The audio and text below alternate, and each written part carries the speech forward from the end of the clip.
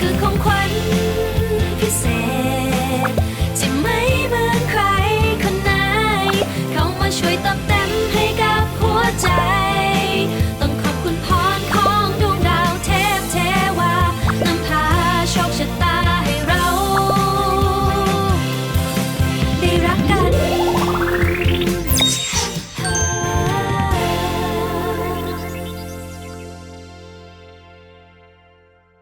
เรื่องนี้เป็นซีรีส์เกิร์ลเลิฟแนวไหน เป็นแนวโรแมนติกคอมเมดี้ค่ะ ก็จะมีดราม่าเล็กๆ แล้วก็เน้นแบบกุ๊กกิ๊กกุ๊กกิ๊กโรแมนติกใสๆตามภาษาวัยรุ่นค่ะ สวัสดีค่ะบีมายค่ะรับบทเป็นคุณเวลาค่ะ ในโลกของฉัน ครั้งแรกที่รู้สึกว่าต้องเล่นเป็นนับดาวจริงๆก่อนหน้านี้เนี่ยได้อ่านบทรวมก่อน แล้วก็รู้สึกพอมาอ่านตัวคาแรคเตอร์นับดาวเนี่ยมีความแบบน่ารักมากเป็นผู้หญิงหวานๆแล้วก็ชอบตรงที่ว่านับดาวเนี่ยเป็นตัวที่ค่อนข้างที่จะมีพลังบวกโลกสดใส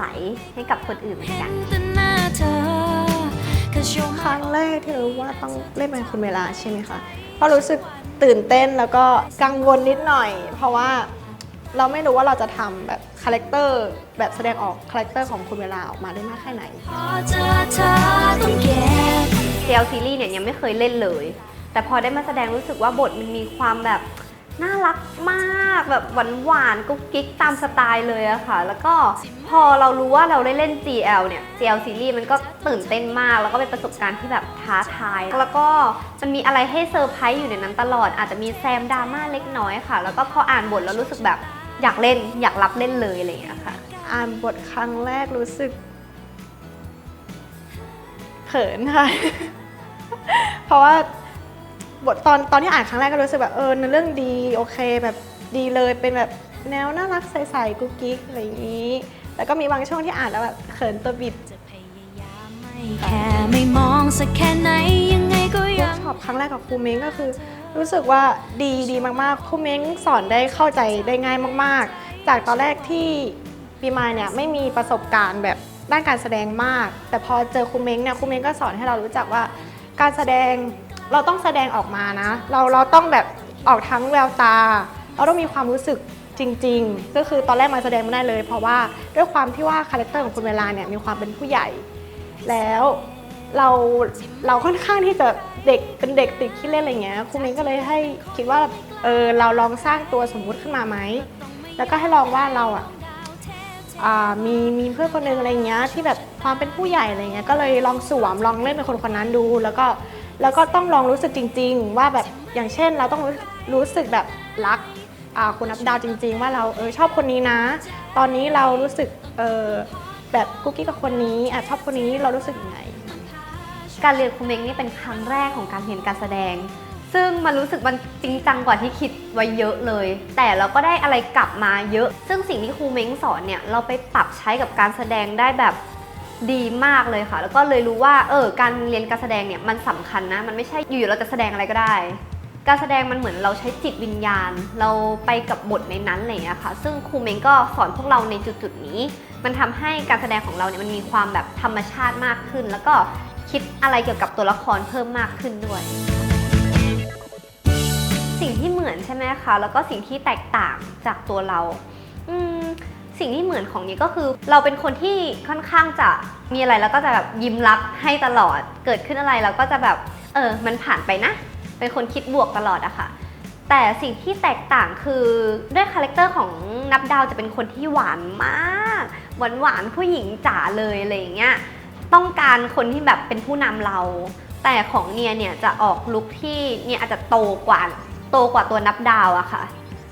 อาจจะมีความจริงจังมากขึ้นกว่านับดาว ซึ่งนับดาวนี่เป็นคนที่ก็จริงจังกับงานนะแต่ก็ยังมีความแบบงอแงเป็นเด็กอยู่ค่ะสิ่งที่เหมือนก็มีคือความที่คุณเวลาเนี่ยจะเป็นคนที่นิ่งๆแบบเอาแบบนิ่งๆเรียบง่ายสุขุมอันเนี้ยจะเหมือนกันที่ตรงนี้แต่แล้วก็แตกต่างกันตรงที่ว่าคุณเวลาเนี่ยจะมีความที่เป็นแบบมีความเป็นผู้ใหญ่แล้วก็มีความเป็นผู้นำสูงจะแตกต่างกันตรงนี้ค่ะเรายังติดเล่นอยู่อะไรเงี้ยเป็นแบบเด็กๆติดเล่นอะไรเงี้ยก็เลยแบบตรงเนี้ยจะค่อนข้างยากเพราะว่าเราต้องแบบสวมคุณเวลาที่แบบเป็นคาแรคเตอร์ที่เป็นผู้ใหญ่มากขึ้นมีความเป็นผู้นำอะไรเงี้ยหัวหน้าคนจริงๆก็เกือบทุกซีนนะคะแต่ถ้ายากที่สุดก็คือซีนน่าจะเป็นซีนเลิฟซีนเพ ราะว่าด้วยความ ติดเขินบ่อยเอาอย่างนี้พูดจริงๆนะเพราะว่าเป็นคนติดเขินแบบค่อนข้างที่จะเขินอะไรอย่างเงี้ยเพราะว่าด้วยการที่เราไม่ได้มีประสบการณ์แบบการเข้าคู่กับคนอื่นมาก่อนเลยแล้วสำหรับหนูนะการจูบมันเป็นเรื่องที่แบบเขาเรียกว่าอะไรนะอ่อนโยนอะไรอย่างเงี้ยแล้วมันการที่จะแสดงออกมาได้อะมันค่อนข้างยากอะไรอย่างงี้รู้สึกว่าแบบตรงเนี้ยเป็นจุดที่ยากมากๆเพราะว่าเราต้องรู้สึกแบบรักเขาคนนั้นจริงๆรู้สึกว่าชอบเขาจริงๆเราถึงจะแสดงมันออกมาได้แต่พอเข้าฉากอะไรเงี้ยเราก็ทำได้แต่ก็แอบหลายเทคอยู่สำหรับนี้ก็คงเป็นเลิฟซีนนะคะ เพราะว่าจริงๆตัวเนี้ยกับน้องมายเนี่ยเรายังไม่เคยรู้จักกันทำให้ก่อนหน้านี้เนี่ยเราต้องได้รับการเวิร์กช็อปค่อนข้างมากพอสมควรแล้วก็เราต้องมีการคุยนอกรอบเนาะว่าอะไรจะเกิดขึ้นบ้างแล้วก็เรามีความรู้สึกยังไงตอนที่เราได้เล่นมาตั้งแต่คิวแรกๆแล้วเพราะว่าทางทีมงานวางเบรกของการถ่ายเลิฟซีนเนี่ยเป็นซีนสุดท้ายเลยซึ่งก่อนหน้านี้มันก็ทำให้ความสัมพันธ์ของเรามันก็พัฒนาขึ้นเรื่อยๆอะไรอย่างเงี้ยค่ะความยากมันก็คือว่าการที่เราเล่นเลิฟซีนเนี่ยเราจะต้องมีความที่เรารู้สึกกับมันจริงๆเราไม่ใช่ว่าเราเล่นเราแค่แสดงว่าเราสองคนรักกันนะเราต้องรักจริงๆในเรื่องเพื่อให้เราแสดงออกมาและถ่ายทอดอารมณ์ให้ได้มากที่สุดมันก็เป็นความท้าทายมากๆซึ่งน้องมายก็ประสบการณ์ด้วยความที่น้องเขายังเด็กประสบการณ์ในเรื่องของความรักน้องเขาอาจจะยังไม่ได้มีความชัดเจนมากพอสมควรแต่สิ่งที่น้องแสดงออกมามันก็เป็นสิ่งที่ถือว่าน่าทึ่งมากว่าน้องมายก็คือทำได้ด้วยอายุแบบเท่านั้นเพราะเรามีการนั่งคุยกันด้วยแหละแลกเปลี่ยนกันว่าความรักในวัยนี้เป็นยังไงความรักของน้องมายเป็นยังไงและความรักในวัยในซีรีส์เนี่ยมันจะต้องเกิดขึ้นมันมีอะไรบ้างอะไรอย่างเงี้ยค่ะซึ่งพอได้คุยกันก็แบบมันเพอร์เฟกต์เราถ่ายไม่กี่เทคก็คือผ่านไปได้ด้วยดีค่ะบอกเธอว่าเธอน่าจะเป็นซีนที่ถ่ายกับคุณเล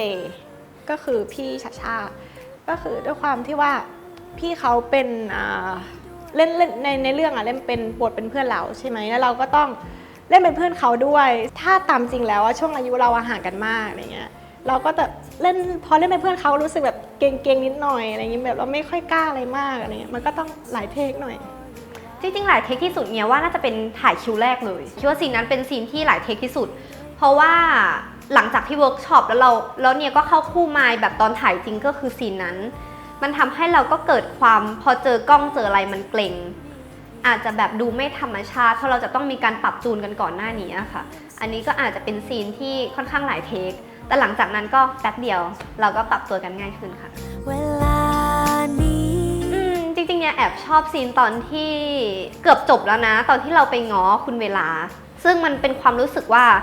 นับดาวรู้จักเวลาจริงๆก่อนหน้านี้นับดาวจะไม่รู้เลยว่าเวลาเขาเจออะไรมาบ้างในเรื่องของความรักจนมันอาจจะเกิดเหตุการณ์หนึ่งที่ทำให้เรารู้แล้วว่าเวลาเขาเจออะไรมาบ้างซึ่งในจุดนั้นเราก็ได้บอกความรู้สึกกับคุณเวลาแล้วเราก็เข้าใจเวลาจริงๆว่าจริงๆแล้วเขาไม่ใช่ว่าเขาไม่ได้รักเรานะหรือเขาไม่ได้มีอะไรกับเราแต่เหตุการณ์ที่เขาทำให้เขาเหตุการณ์ก่อนๆที่มันเกิดกับเขาเนี่ยเขาก็มีกำแพงค่อนข้างสูงพอสมควรแล้วเราก็ได้แบบอธิบายกับเขาไปสารภาพความรู้สึกกับเขาไปอันนี้ก็เป็นอีกหนึ่งซีนที่เนี่ยรู้สึกชอบเหมือนกันค่ะชอบตอนจบของเรื่องค่ะซีนสุดท้ายเลยก็เพราะว่ามันรู้สึกแบบทุกอย่างมันจบออกมาสมบูรณ์แบบอะไรเงี้ยทั้งสองก็รักกันมีความสุขแฮปปี้เอนดิ้งในโลกของฉันที่ใครเข้ามาแล้วจากไปทำให้รักนี้มากับดวงเพลงรักนี้มากับดวงรักนี้มากับดวงก็คือน่ารักแบบดีแต่ว่าร้องยากร้องค่อนข้างยากเพราะด้วยความแบบเมโลดี้มันแบบต่ำสูงตลอดจริงๆด้วยเราสองคนเนาะเราไม่ได้แบบถนัดในการร้องเพลงทางทีมงานก็ส่งเราไปเรียนร้องเพลงด้วยค่ะเพราะว่าอยากให้แบบเหมือนเพลงที่ออกไปมันก็เสิร์ฟแฟนๆให้มันดีที่สุดแต่ก็ยากจริงๆเพลงนี้ยากมากอันนี้พูดเลยว่ายากสุดหลังเข้าห้องอัดไหมคะวันนั้นคือเครียดคือเราสองคนไม่เคยเข้าห้องอัดในการอัดร้องเพลงเลยไม่เคยเข้ามาก่อนในชีวิตเลยใช่แล้วเรามีระยะเวลาในการเตรียมตัวค่อนข้างน้อยด้วยเนาะตื่นเต้นมากคือจำได้ว่าเสียงสั่นมากเพราะว่าในห้องอัดเนี่ยเวลาเราอัดมันได้ยินเสียงแม้แต่เสียงเรากลืนน้ำลายเนาะมันก็ได้แบบได้ยินชัดเจนมากจำได้ว่าวันนั้นเนี่ยจะอัดก่อนแล้วก็กลายเป็นน้องไมล์อะไรอย่างเงี้ยค่ะทุกคนแบบตื่นเต้นกันหมด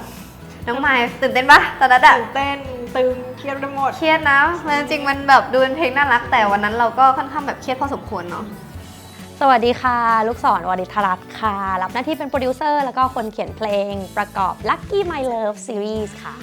Lucky My Love ก็เป็นเพลงสนุกๆที่ตั้งใจอยากที่จะแบบให้มันเป็นแบบแอบล้อความเป็นเซเลอร์มูนนิดๆให้มันมีความแบบ modulation chord เก๋ๆสนุกๆแต่ยังร้องตามได้ง่ายๆอะไรเงี้ยก็เป็นครั้งแรกด้วยที่ได้เวิร์กช็อปกับน้องๆก่อนที่จะเข้าห้องอัดค่ะก็จริงๆน้องเนียเป็นคนที่มีสกิลในการร้องเพลงอยู่บ้างแล้วแหละแล้วก็มีเนื้อเสียงที่น่ารักแล้วก็บังเอิญว่าน้องไมค์ก็เป็นคนที่มีเสียงที่แบบแอบห้าวๆหน่อยอะไรเงี้ยพอมารวมกัน2ท่อนแล้วก็มาไปร้องหมู่ที่ท่อนฮุกก็เลยฟังดูเข้ากับเขาทั้ง2คนด้วยค่ะตอนที่เจอน้อง2คนครั้งแรกก็รู้สึกแอบหนักใจเพราะว่าทรงเขาไม่ใช่ทรงเพลงเร็วเลยเราก็แอบกังวลว่าเขาจะไหวไหมเพราะมันรวบคำเยอะอะไรอย่างเงี้ยแต่ว่าก็ดีขึ้นเรื่อยๆทุกครั้งที่เจอกันก็ใช้เวลาในห้องอัดเยอะหน่อยแต่ว่าก็ถือว่าพอใจค่ะเป็นผลงานที่พอใจ โอ้ยชอบมาก เพลงนี้ชอบมากเพราะว่าเป็นเพลงแบบสไตล์ช้าๆน้ำ ช้าๆโรแมนติกเนาะ ใช่ คือมันโอ้โหมันน่ารักไปหมดเลยอะตอนแรกจำได้ว่าแบบเหมือนพี่ๆส่งมาให้ฟังครั้งแรกเลยมันคำมันน่ารักความหมายมันดีแล้วก็ด้วยทำนองที่เราฟังแล้วมันเหมือนมันคุ้นหูเนาะมันไม่ได้แบบอาจจะร้องง่ายกว่าเพลงแรกด้วยซ้ำซึ่งแบบ เพลง ชอบมาก นี้แบบฟังครั้งแรกอาจจะติดหู ใช่อาจจะติดหู ทำนอง เลย ติดหูมาก ส่วนเพลงที่ 2 เพลงเวลานับดาวก็น่าจะเข้าปากเขา2คนคือจริงๆ เพลงช้าเนี่ยตอนที่บรีฟก็บรีฟกันว่าอยากได้เพลงที่มันฟังดูแล้วอบอุ่นฟังดูแล้วเป็นเพลงสบายๆร้องไม่ยากให้เขา2คนถ่ายทอดตัวละครของเขาออกไปอย่างเงี้ยก็คิดว่าจะถ่ายทอดอะไรให้มันเป็นพวกเขามากที่สุดก็คิดว่าคนหนึงก็เวลาคนหนึงก็นับดาวจริงๆ2คำเนี้ยมันเป็นเพลงหนึ่งได้เลยเรื่องราวของเขาเราก็เลยเขียนมาเป็นท่อนๆที่มันเหมาะกับเขาทั้ง2คนในเรื่องด้วยค่ะก็พอเข้าห้องอัดเสร็จเรามาฟังมาสเตอร์ก็รู้สึกชอบเพราะว่ามันน่ารักอ่อนหวานเนาะอะไรเงี้ยคิดว่าเราก็แอบหวังในใจลึกๆว่าคนฟังต้องชอบอย่างเงี้ยคิดว่าเคมีเขาเข้ากันตั้งแต่ในห้องอัดแล้วก็เสียงเขา2คนก็ไม่เหมือนกันด้วยค่ะมันมีความคอนทราสต์คนนึงจะหวานๆเสียงเล็กๆอีกคนนึงก็มีความบอยๆห้าวๆอยู่ในเนื้อเสียงก็คิดว่าเข้ากันก็อยากให้คนฟังแล้วชอบฟิน อย่างนี้มาแล้วก็คือเหมือนประมาณว่าขึ้นอยู่กับโชคชะตาเรากับคนที่ใช่ประมาณนี้เหมือนถ้าเราเจอคนที่แบบคนนี้คือคนที่ใช่ของเราอันนี้ก็จะประมาณนี้ ก็สำหรับเนียก็เป็นความโชคดีดีกว่า Lucky My Love โชคดีที่ว่าเราอาจจะเจอคนที่ไม่ได้เข้ากับเราสักเรื่องเนาะแต่คนนี้ก็คือเป็นเหมือนพลังบวกกับเราซึ่งเราไม่ได้แบบหากันได้ง่ายๆคนที่แบบถูกที่ถูกเวลาอะไรอย่างเงี้ยค่ะซึ่งการที่มาเจอคนหนึ่งที่มันเป็นพลังบวกให้กับเรามันก็ถือเป็น Lucky My Love สำหรับเนียค่ะ ความประทับใจ ความประทับใจโอเคก็น้องไมล์ ให้หนูก็ก่อนก็ประทับใจก็คือพี่เนี่ยคนน่ารักนี่น่ารักตลอดเวลาทำงานตลอดเวลาด้วย งานเยอะ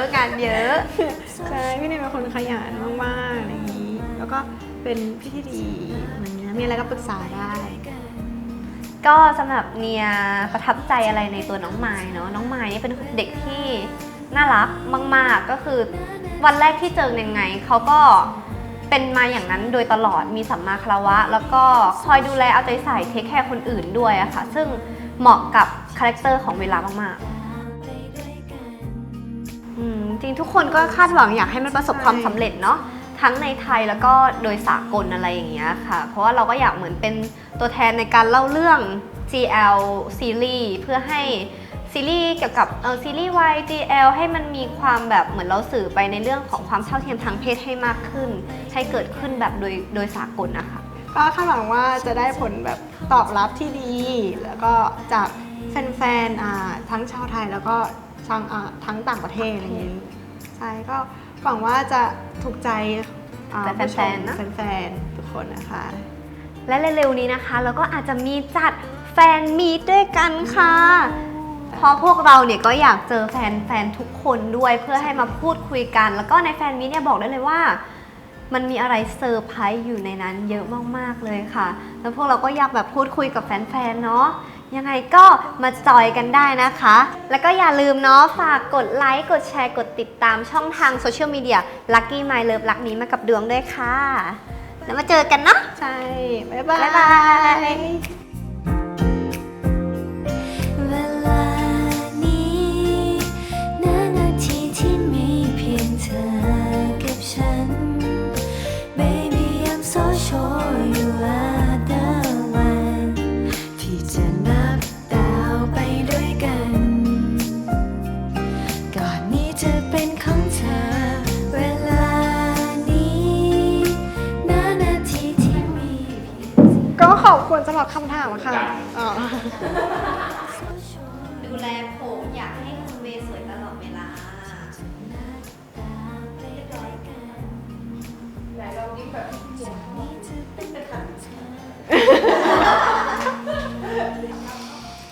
อ้าวทำไมของน้องก็ยับนะ